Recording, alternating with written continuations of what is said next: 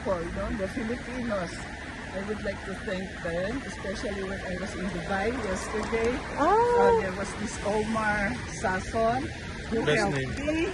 Yeah, The best name. yeah, the best thing. Omar. Omar Sason, I would like to thank him. And also from Talinan, Miss Garcia, also from Julie, who really escorted me to the gate, my gate sa flight. Then who else? This morning also Helen from Zara. When I went to the train station to get something for the bus.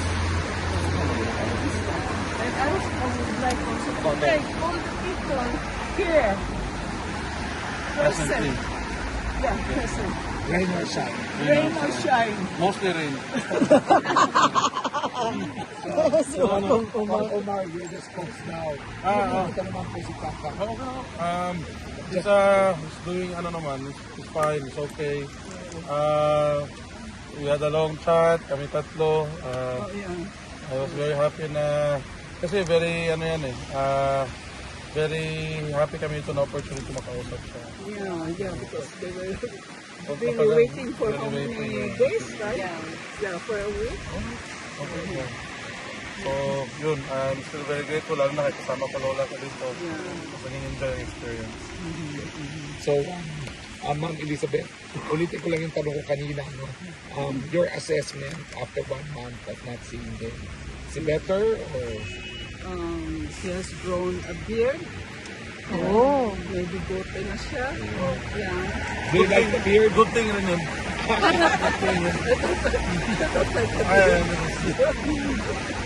don't like it. He wanted to retain it. I said, you should. Pero ayaw.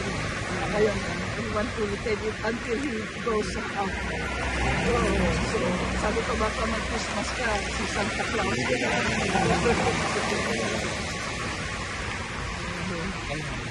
What's your message po to the Filipino people? All the Filipino people na nag-support sa amin, nag-show na sa kanilang pagmamahal, kanilang belief kay Tatay Digong. Salamat. Maraming salamat sa inyong lahat. Na-appreciate namin. Yan talaga nagabigay lakas sa amin.